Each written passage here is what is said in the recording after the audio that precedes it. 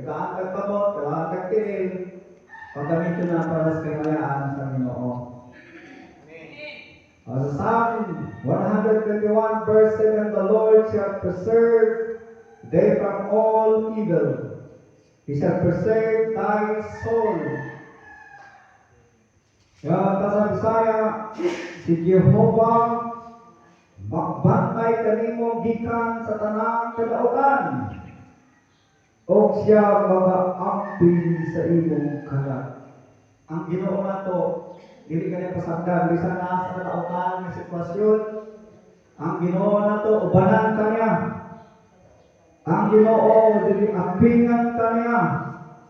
Labi na ang imong kalag. Kaya wala pinaka-importante sa Ginoo ang kalag sa tao. Wala pinaka-importante sa Ginoo, wala niyang ginatinguha, ampingan ang kalag sa tao. Ang Dios sama sa taming nga nagpanalipod kanimo. Sa kadaot siya nagbantay sa imong kinabuhi. Isa di kalipay na. Ang imong kinabuhi ginabantayan sa Dios. Naakat kanunay sa pananaw sa Ginoo. Ang imong kinabuhi ginabantayan sa Dios, dili siya maunsa, dili siya maantol sa pagkadautan. Dili padaot ang imong kinabuhi, kay mo na importante sa Dios ang kinabuhi sa tao. Kaya piskal mabalik ni sa yuta apan ang kinabuhi sa tao, ang kalag sa tao mao ni siya ang pinaka-importante sa Ginoo, mo ni ampingan nato. Kung iampingan sa Ginoo ang atong kaugalingon, ampingan po nato ang atong kinabuhi. Nga dili ta mawala sa Dios, nga dili ta maatol sa kadautan. Kinahanglan, sunod ka sa Ginoo sa bisan unsa ang sitwasyon kung abot sa imong kinabuhi, salig sa Ginoo, kay protektahan ka sa Ginoo.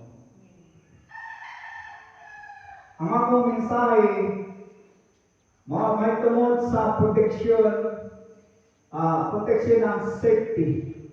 Sa Ginoo, ang imong kinabuhi na ay proteksyon. Safe ang imong kinabuhi na ka sa Dios. Kasi nga wala sa Ginoo ang tao, tinig makita nimo ay lagi ng buhay. Kung lisod gani ang kinabuhi na naa sa Dios kung sa panghahamat sa more katong tao nga wala sa Dios. Kaya buwan pa sa luto ikaw, mulayo sa Ginoo, nga naa ka sa Ginoo, mulayo ka, pagbalik ikan sa Ginoo, buwan pa sa buwan, wala na mo kinahanglan ang proteksyon sa Dios. Kaya ang gusto sa Ginoo, protektahan lagi ang tao. Dili siya madaot yung kinabuhi, dili maunsa yung kinabuhi sa mga madautan ng kalibutanan, kaya itong panahon karon dautan na kayo. So kinahanglan ng protection sa Ginoo. May mula safe ang kinabuhi sa tao kung siya anaa sa Dios. Dili siya pasagdan sa Ginoo. Dili mo sugot ang Ginoo nga ang kinabuhi mawala, mawalay plus ng kalibutanan. Naabot pumindi ang proteksyon sa Diyos, ang bakong sa Diyos, kabalunod niya ng tawhana, nga nagatuog na nasalig sa Diyos. Palakpakan nato ang Ginoo.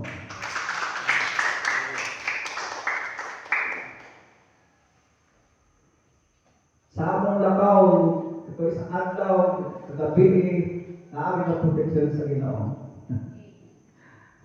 Ay ko lang Ginoo. Dako kayo ang ginabuhan sa Ginoo sa ang mga kinabuhi. Walang gamit nato ma-appreciate ang uban. I-appreciate mo na ang ginabuhat sa Ginoo sa imong sa matag adlaw. Kung sa man ang ihatag sa imong karong adlaw, pasalamatan sa Dios. Kung sa man ang naa karon sa imong, pasalamatan nimo ang Ginoo. Kay kana ihatag sa Dios sa imong, pero kay kabalo ang Ginoo kinahanglan mo ng mga butana. So, kinahanglan, i-appreciate mo ang tanan nga gibuhat sa Ginoo sa imong kinabuhi. Sa kamay nga proteksyon sa Ginoo, ang murag matumba ka, pero wala ka natumba. Dapat pasalamatan mo ang Ginoo ang mga butana. Nga naman, kay importante rin ka sa Ginoo. Ang imong kalag, ang imong kinabuhi, pinaka-importante na sa Diyos. Nadili na siya maadto sa pagkadautan ang imong kinabuhi. Ayaw saya nga ang imong kinabuhi sa mga butang nga dili uyon sa kabuton sa Ginoo. Hatag ang imong kinabuhi sa Dios. Kaya pingan ka sa Ginoo, ang imong kinabuhi, proteksyonan sa Ginoo, dili ka pasaktan sa Ginoo. Sa tanang panahon kung ikaw magasalig, magatuo diha sa imong buhi nga Dios. Kasi nagasalig ka sa Dios. Amen. Kasi na-experience na diprotektahan ka sa Ginoo. Sa sitwasyon na murag mo, tumba ka na, pero na-proteksyon ka ako sa Ginoo. Di ba? Kaya itong Ginoo, maayo. Kasi na mga kabalo, maayo ang Diyos. Kung na-experience din mo sa imong ginabuhi, nga ikaw, ginatubak sa Ginoo ang imong mga pag-ampo, ang imong paghangyo, buot sa maayo ang Ginoo.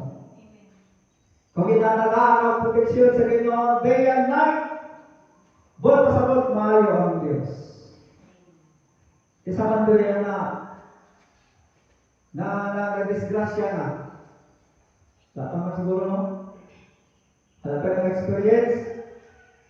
O mo lang na hindi gusto Ginoo, ma-disgrasya ka. Diba? Kaya gusto Ginoo, protektahan ka sa Ginoo. Sa imong pagbiyahe, sa imong paglakaw.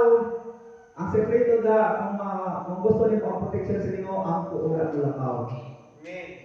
Lalo na kayo mga transaksyon, ang una sa Ginoo, para tumagod sa Ginoo, ang imong mga tinguhang, ang imong mga hangyo. Imong makakot sa mga kinabuhi kung na kay prayer. Ayaw wala paglakaw kung wala kay prayer. Ano man kung wala kay prayer, wala kay kahong. Wala kay kahong mga mag-guide sa imuha. Kinahalan na kay prayer, araw-araw ang kahong sa Espiritu Santo, maganunod sa mga bisan asa ang muanto, ang Diyos, maganunod sa imuha kinabuhi. Kung na ang success kung ikaw, nag-aampo ka una mo buhaton ng imong mga kinabuhat sa adlaw-adlaw. Ako ang tanan akong kinabuhat, ginasalig na ko sa mga pag-ampo sa Diyos. Nga naman, anong kinahanglan ako mo ampo? Tungod kay akong nasinati ang bahog sa Diyos, sa dihang mo ampo ko sa Ginoo, sa dihang mo luhod ko sa Ginoo, sa dihang mo tawag ko sa Ginoo, akong nasinati ang iyang bahog. Galaghan ang naigahigayon na ato mga ginagamit sa Ginoo, pag-ampo sila halos mutay ang yuta. Pag-ampo sila, bisan itambok sila dito sa saliyon, sila luwason sa Ginoo, dili makapangilabot ang hayop sila, mga bangis ng mga hayop, sa ilahan tungod sa kahong sa ilang mga pag-ampo. Si Sadrach, si Meshach, ang nagbet nito, ginabay sila dito sa ginaw ang kalayo, mahordo. Apan walay kahong. Ang kalayo, mamusunod kanila naman, tungod kay na kahong ang ilang mga pag-ampo sa Diyos. Sa kinahanglan ng mga pag-ampo. Para matagaan ang proteksyon sa Ginoo sa buhaton, mag-ampo. Amen? Wala pa kayo ng Ginoo. Ay makamatawa mo. Diba? Dagan doon ang mga tao gusto pa akong mata, pero di na makamata. Kaya sa nagtututo lang ito po. Salamat sa Ginoo kay mamakamata. No, nakita pa rin mo ay mong naon pagkabuntag sa salamin. Isa na nalamin rin ang buntag. Ha? May nalamin rin wala. Ang wala na namin, hari mga muta ko. Nalamin mo. Diba nakita niyo yung muta? Kung nalamin mo? Ba't pa sa Salamat sa Ginoo. Nakita ko ninyo yung mga panagway. Ang saksi po tayo ang ginang salamin. Huwag ka? Saan? Punta naman sa salamin. Yes.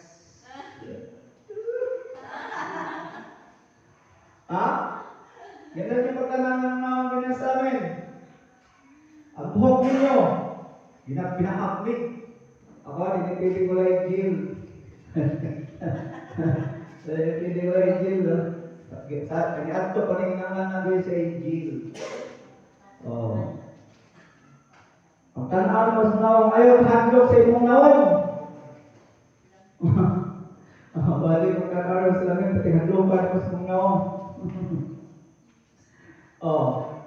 O tanan mo sa lamin, mga imong ka, oy, may bunta. Gwapo ka lang para ihapon. Gwapo ka lang para ihapon. Appreciate mo mong kaugalingon. Pasalamat ka sa Ginoo kay ikaw buhay na gyapon hangtod karon. God is your protector like a shield that shields you from the sun. The sun, He is always by your side watching over you. Ang Ginoo daw nalabat na sa imo ang permitting ang piliran o nalatanaw diha kanimo. Kung ubanin mo ang Ginoo, bisan sa imong buhaton, makasabot ka na ang Ginoo ang protection sa imo. Di ba? Alam mo kayo nagtuwa ng mga hapon, pati naghanap tao, na-experience na mo itong 2,300 ka mga tao ang nag-attend. Ora mo, tubig nga, parang ka mga pastor, mga sikat na pastor, pero hindi sikat. Pati naghanap na mo. Papaslaman ko sa Ginoo, nalipay na mo ang mga kaugalingon. Diba? Itong record sa TCC, alam kayo ito sa taas. Tugnaw kayo, diba? Requesting mo kaugalingon. Kung hindi ito kabalo mga timan sa mga kaugalingon, puro lang trabaho, ito ginabuha, na-stress ka na, kadaan, stress mo ginabuhin. Pagkataan, relax na yung mga kaugalingon, mato ka sa mall, makaon ka sa ice cream, ala na masawa, hilig ni siya ng isa, mato siya dito sa bata, saan ang ilang pangyari? Chopping. Yung wala translation, mato, hindi manawag sa buha, ngayon na pagkabot, chopping ko, ginang ko, saan? Namin man tayo. Namin! Trapo! Ito namingan ka, pero ako wala ko na namingan kayo, wala ko kapon, wala ko kakaon. Ito namin kayo sa inyo, ha? Wala siya, rinig na siya sa mga anak. Pag gusto na siya paong kay Steve, gusto na siya chopping ang halo-halo, kung prito niya. Gusto ko na siya matugay, pasadugay na siya, gusto ko ato dito, tapos dito tagaan, gusto ko na siya. Dito ko niyo pa ito, chopping, dito niyo pakaunan dito. So, pagkulo ko siya na ito. Hilig mo na niya. Dinanasa ko, ikuhanin mo, i-treat mo yung kaugalingon. Amen? Pakaunan niyo mayo, ilang pagkunaw. Para makain ng pahay, lamay din ang sinabuhi. Diba? Sige ka nagtrabaho. Kung nangyari kung hindi ka trabaho, pati namin maguba. Pero kung tataan mo, higayon na yung magkakali mo, bulingkod ka, bayong kagpok, makapagpan, wala na kayo, brother. Abok na ba yung tikinay naman iba?